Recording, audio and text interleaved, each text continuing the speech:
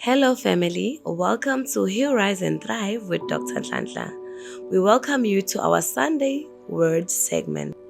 I invite you to open your hearts and open your minds to listen to the Word and to allow it to resonate with you. Allow God to take part and be with you in this journey as our pastors give us the Word. We pray that every day and each and every segment you will find your healing.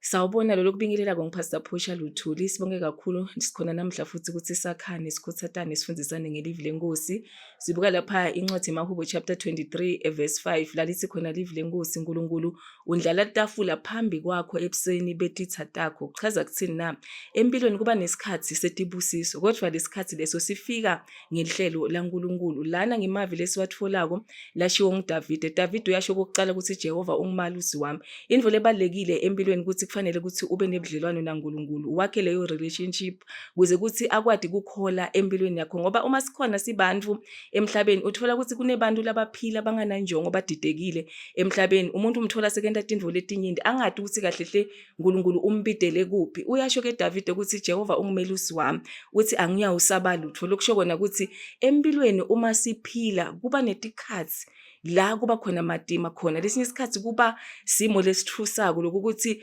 uma ungakacabangisisanga kahle noma unganahlitiyo kahle la letindvo lotifunako empilweni ungabuka emaceleni ucabange ukuthi kungcono ngibuyele emuva ngalendlela impilo imatima kakhulu ngakhona siye sicale tindvo ungaqala umsebenzi ungaqala ibhizinisi wende lokuya nalokuya kodwa empilweni kuba netindvo letivimbako kuye kubhlungu kakhulu ukuthi lesinye isikhathi sivinjwa abantu lesiphila nabo umuntu amelane nawo lo muntu lobolinzele ukuthi wena kufanele ukuthi akusekele ngaso sonke isikhathi ukwadi ukuthi uphumelele empilweni lesinye isikhathi ungacabanga ukuthi hayi cha ke sinembono lo yi1 sonke sitawuchubeka sendele ndvo le uze utitshele ujabule umbonge uNkulunkulu ucabange ukuthi unokusekelwa lokuthide uthole ukuthi uvinjwa ngiloyo muntu loyo noma uvinjwa abantu empilweni na David naye bekandlula etikhatsini etimatima andlula nasesigodini selifundile ukufa ngalesinye isikhathi uma sindlula etikhatsini etimatima kuye kufake negula ekhathi ucabanga ukuthi hayi impilo vele seyiphelile angeke ngisaphila sekuphelile ngami singiyagula ekhaya mhlambe bangishiyile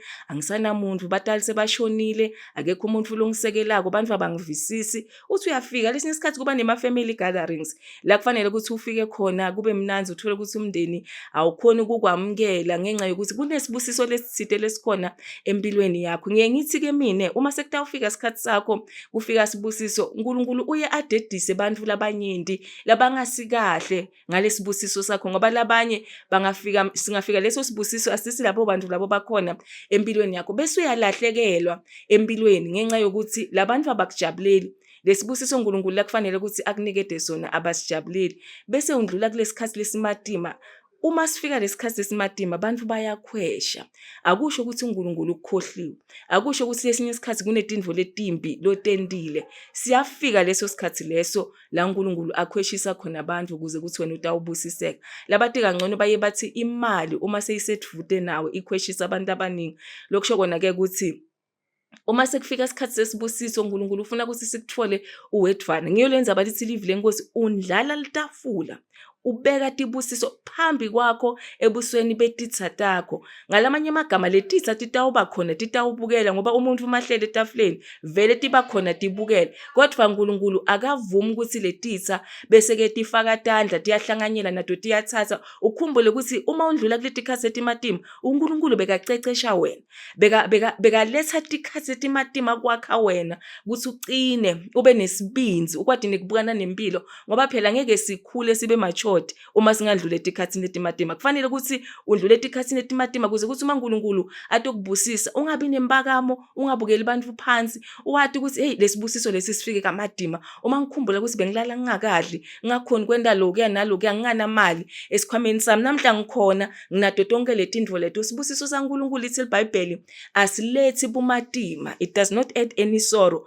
lokusho kona ukuthi uma sekufika isibusiso nawe uyasijabulela ngiyengithanze ke ngaNkulunkulu ukuthi uma seke uyabusisa kwangathi uyabukisa kanti hayi ukuthi uyabukisa wendela ukuthi bantu babone emandla akhe ukuthi uNkulunkulu lothembekile. Uma sekufika isikhathi sakho kude umuntu longamelana nawo, kude umuntu longavimbana noma nempilo yakho avimbe umbono uNkulunkulu lasukela kunikete wona. Uma sekufika isikhathi indvodza iyavuleka, iminyango uma uNkulunkulu ayivulile akekho umuntu longavala. Ngalesinye isikhathi siphila ngokusaba livalo, asikhoni kwenda lutho abantu batawuthini yindzaba ngente lokhu bantu bahlangene ngami kunyendi kakhulu bantu labakusabako lokubabuyisela emuva. Lithi iBhayibheli yindzaba usabe umuntu lobhubhako na, ngoba ungamsaba umuntu kusasa uyovuka afile wena uselumile la ume khona usachubeki kulokhu uNkulunkulu akubidele kona empilweni, awusa-achieve ama-goals wakho. So ngilo muntu lokuthi soloko uyabalisa ngaso sonke isikhathi. Namhla ngiwomavile benginawo ukukhuthata ukuthi sukuma wathi ukuthi uNkulunkulu uma andlale litafula phambi kwakho ebusweni betitha takho